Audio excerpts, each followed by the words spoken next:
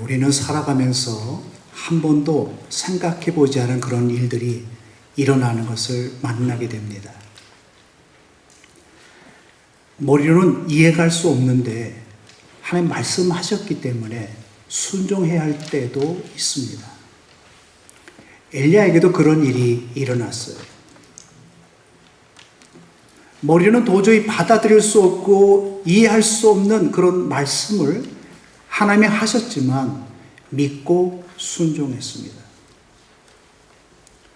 그때 하나님께서 엘리야를 통해서 사르밧 과부를 축복해 주셨습니다. 뿐만 아니죠. 가뭄 3년 6개월 동안 엘리야와 사르밧 과부의 가족을 먹이셨습니다. 풍성한 삶을 살아가도록 지켜주시고 인도해 주셨습니다. 하나님은 말씀에 순종하는 우리의 삶을 통하여 한 사람의 인생을 바꾸십니다. 여러분의 인생이 정말 바뀌어지기를 원하십니까? 그렇다면 말씀에 순종하시기 바랍니다.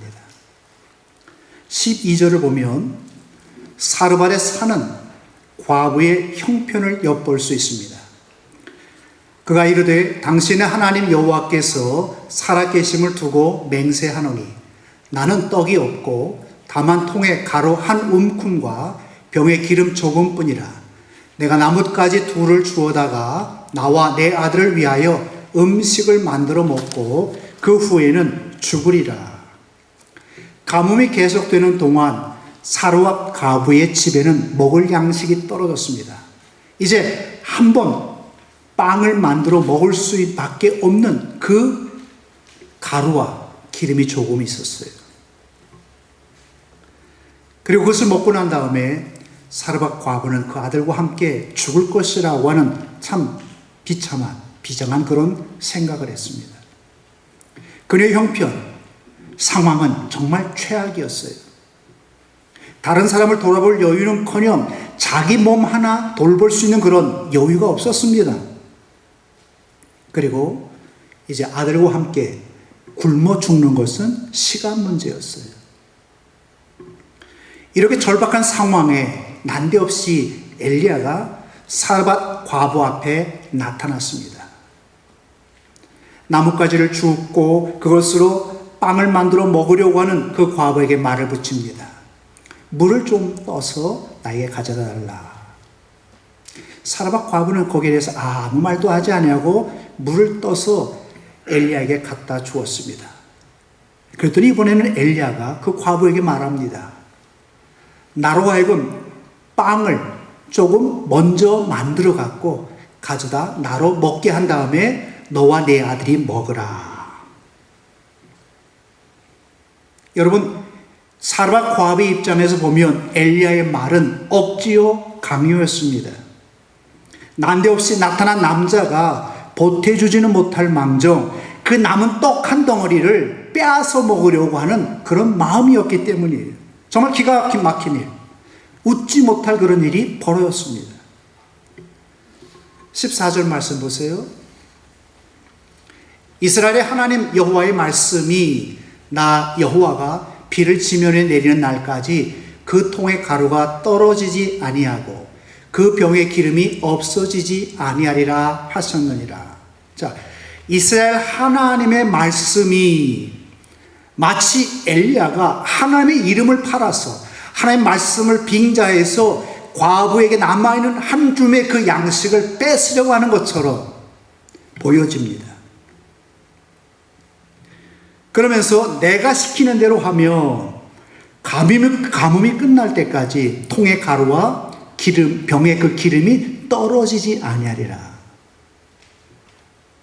자, 여러분, 이 말은 듣기는 참 쉬워요. 참 좋습니다. 하지만 실천하려고 하면, 순종하려고 하면 정말 어려운 말입니다. 하나밖에 없는, 이제 한 번 먹을 밖에 없는 그 양식 먹고 죽으려고 하는데 그것마저 빼앗으려고 하는 그런 모습 앞에서 과부는 어떻게 했을까요? 여러분이 과부였다면 그 엘리야를 향해서 뭐라고 말했을까요? 모르긴 몰라도 심한 욕을 했을 것 같아요. 엘리야의 말을 무시하고 상종도 하지 않으려고 그냥 가버렸을 것 같아요. 그런데 이런 상황에서 사르밧 과부는 어떻게 했습니까? 15절에 보면 엘리야의 말대로 했다 그랬어요. 엘리야의 말대로 순종했다는 거죠. 주님 말씀하시면 내가 순종하겠습니다. 목사님 말씀하시면 제가 순종하겠습니다. 하나님 말씀하시는 그 말씀 앞에서, 주의 종이 하나님의 이름으로 말하는 그 말씀 앞에서 내가 순종하겠습니다 하는 그런 자세로 우리는 순종하며 살아야 합니다. 하지만 요즘 성도의 삶의 모습을 보면 말씀에 따라 순종하지 아니합니다. 특별히 내 머리로 이해할 수 없는 말씀, 내 마음으로 받아들일 수 없는 말씀 내게 주어질 때 순종하지 않습니다. 그리고 이 사르밧 과부의 입장에서 보면 그 엘리야의 말대로 순종한다고 하는 거 정말 불가능한 일처럼 느껴집니다. 하지만 여러분, 그녀는 순종했습니다. 먼저 떡을 만들어 엘리야에게 가져다 주었어요.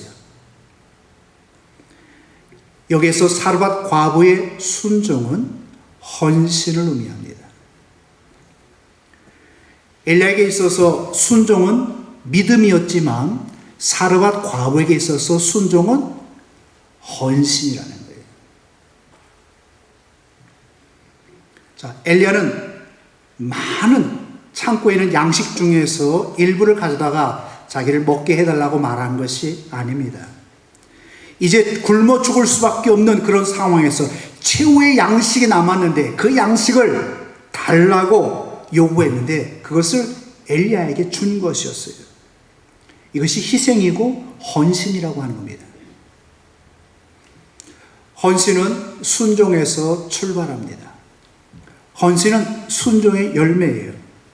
사르밧 과부는 엘리야의 말에 순종했습니다. 그 순종의 열매가 바로 최후의 양식 중에서 일부를 떼어 먼저 엘리야에게 가져다 준 것이었습니다.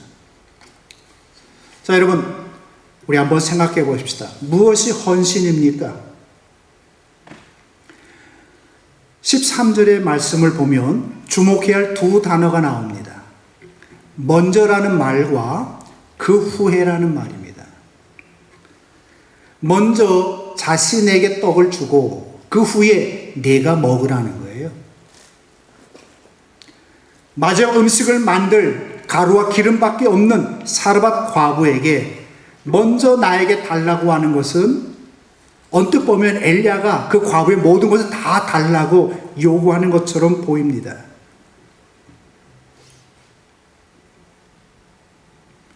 그러나 여러분, 곰곰이 생각하면 그렇지 않아요. 저희는 이 말씀을 통해서 이런 사실을 깨달았습니다. 첫째로 하나님이 원하시는 그런 헌신은 큰 것이 아닙니다.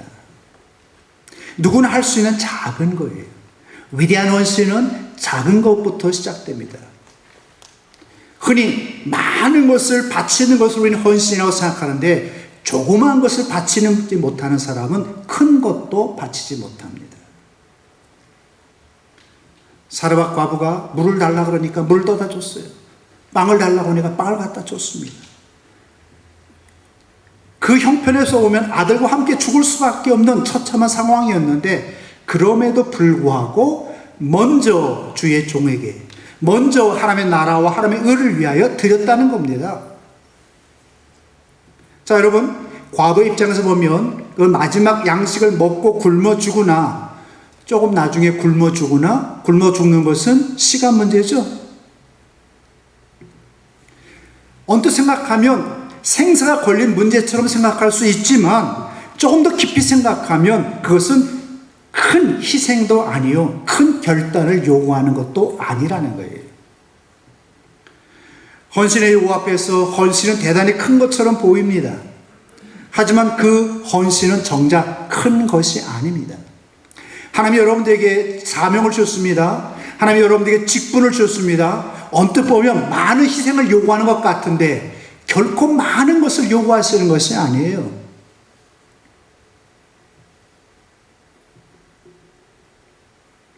지난주에 김광석 장로님에 대한 소개를 여러분들에게 해드렸습니다.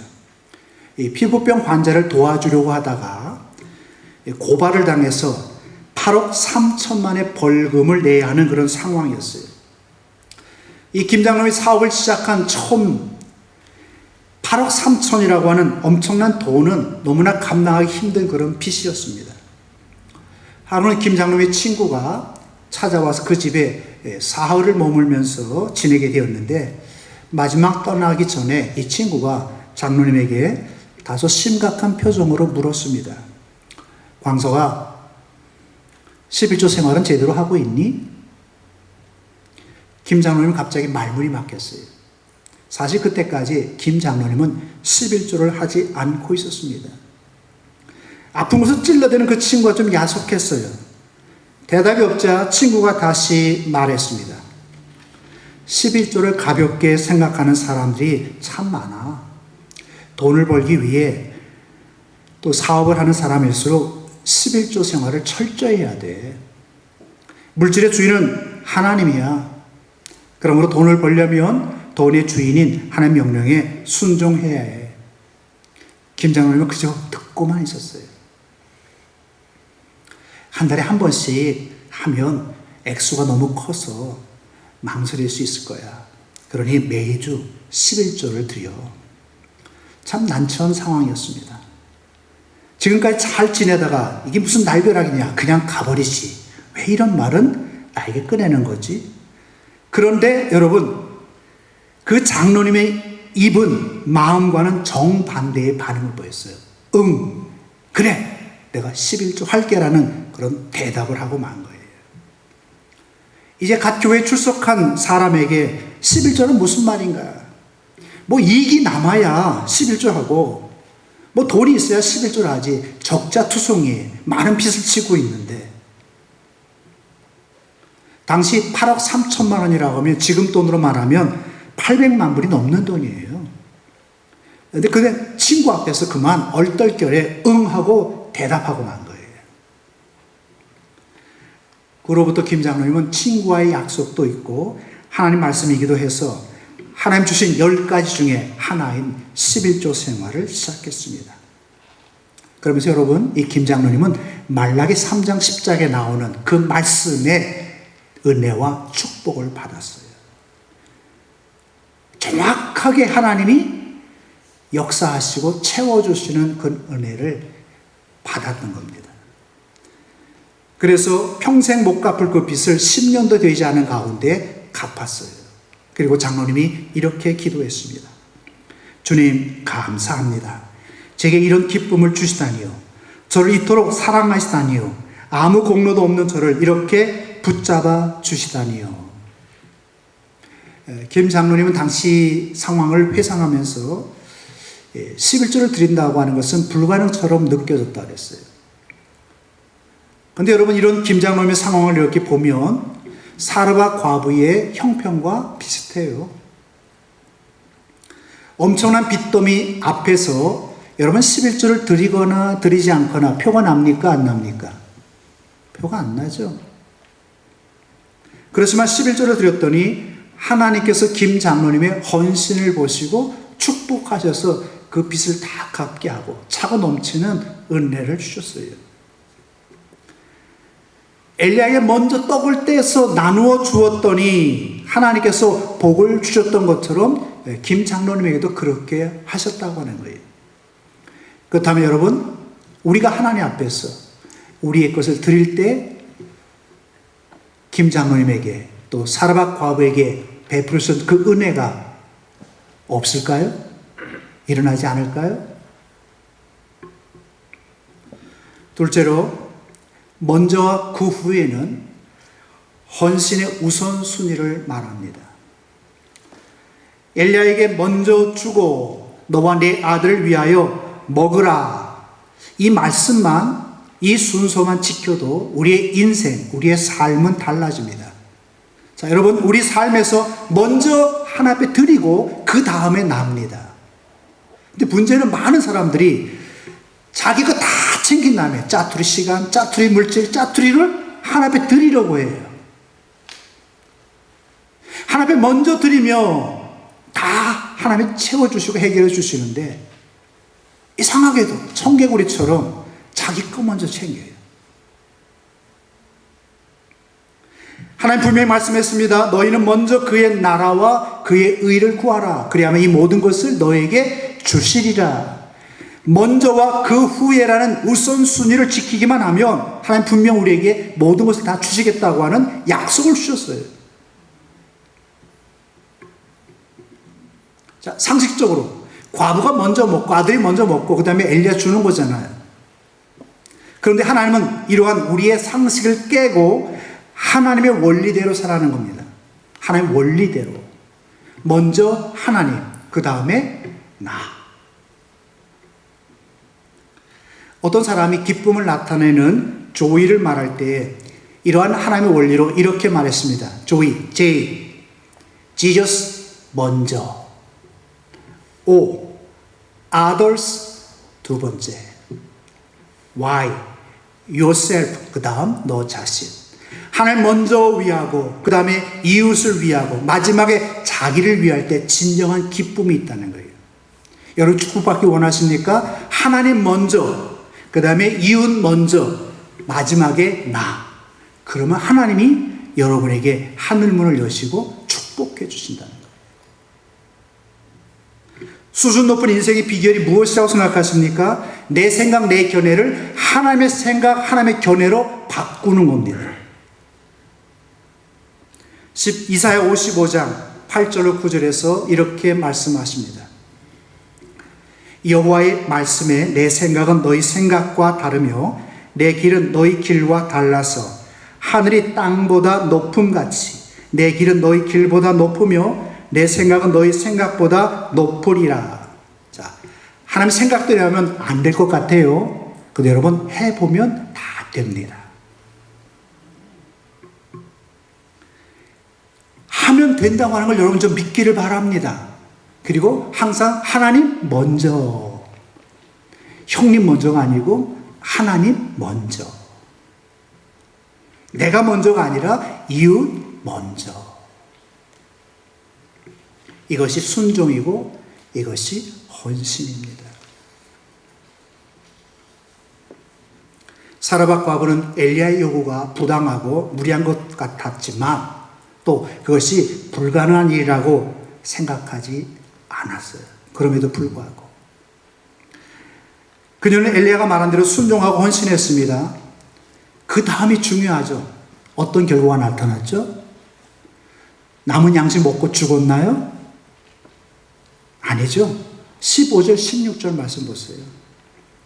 저가 가서 엘리야의 말대로 하였더니 저와 엘리야와 식구가 여러 날 먹었으니 여호와께서 엘리야로 하신 말씀같이 통에 가루가 다하지 아니하고 병에 기름이 없어지지 아니하리라. 말씀대로 했더니 다 없어져가 굶어 죽은 것이 아니라 차고 넘치는 축벽 속에서 3년 6개월 동안 아무것도 걱정하지 아니하고 지냈다고 하는 사실이에요. 저는 말씀의 근거에서 여러분의 삶의 순서를 바꾸기를 여러분에게 부탁드리고 소원합니다. 여러분의 삶의 순서를 좀 바꿔보세요. 주일 성수를 여러분의 삶의 우선순위로 삼으시기 바랍니다. 일주일의 삶은 주일로부터 시작됩니다.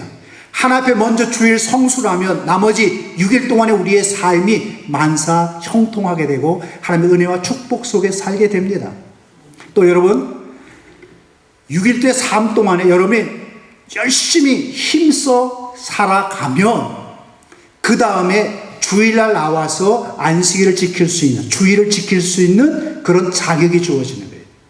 6일 동안 제멋대로 살다가 자기 할 일도 하지 않다가 주일날 와서 하나님하고 예배를 드리고 건건의 모습을 가지고 예배를 드린다고 하나님 기뻐하지 않습니다.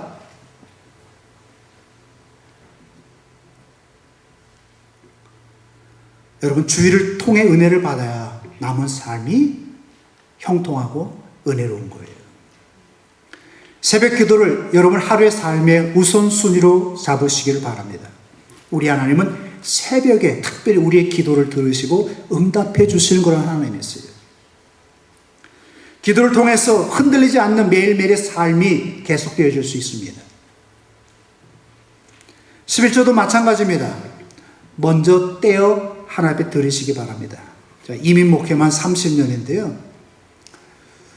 교회를 섬길 때 저는 깜짝 충격적인 일들을 많이 경험했는데 그 중에 하나가 교회에서 헌금을 펑펑 쓰면서 11조 안 하는 장로님들. 그런데 마치 장로님이 자기가 돈 내는 것처럼 교인들에게 행세하는 그런 분들을 제가 만나봤어요.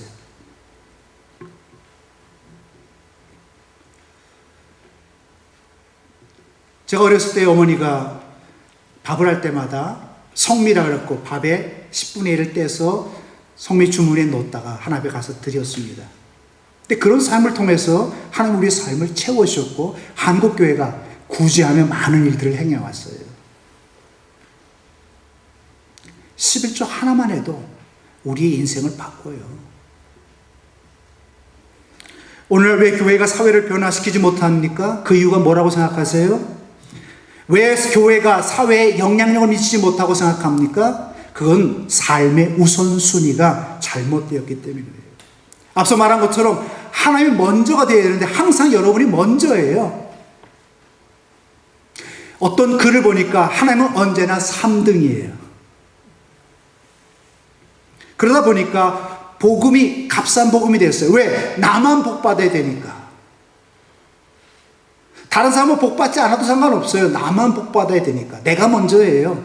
옆에 사람도 아니고 하나님도 먼저가 아닙니다. 교회도 값싼 교회가 됐어요. 자기 중심적인 교회가 돼버리니까. 여러분 하나님 중심으로 교회 중심으로 신앙생활하는 거지 자기 중심으로 신앙생활하는 거 아니거든요. 근데 그 교회를 보면 자기 중심이 너무 강한 사람이 많아요. 삶의 우선순위가 바뀐 거예요. 내가 아니더라도 하나님이 이걸 하기를 원하시며 그리고 교회의 질서와 법이 이런 거라면 여러분이 따라가야 돼요. 그런데 나하고 안 맞아. 그러면 거부하고 문제를 일으킨다고. 삶의 순위가 잘못됐기 때문에 있어요. 이런 사람이 사회에 나가서 바르게 살아갈 수 있을까요? 하나님 영광에 살아갈 수 있을까요? 아니에요. 여러분 하나님이 주시는 큰 은혜의 길로 정말 나아가기를 원합니까? 여러분이 그 인생을 정말 바꾸며 멋있는 그런 그리스도의 삶을 살기를 원합니까? 그렇다면 여러분의 인생을 하나님께 맡기세요. 그리고 말씀하시면 순종하시기 바랍니다. 믿음으로 순종하시기 바랍니다. 자신의 모든 것들을 다 드리면서 순종하시기 바랍니다.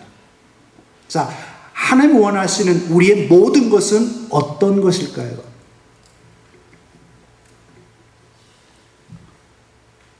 우리 전체 갖고 있는 거 다 할까요? 아닙니다. 사르밧 과부의 두 렙돈을 귀하게 여신 하나님이십니다.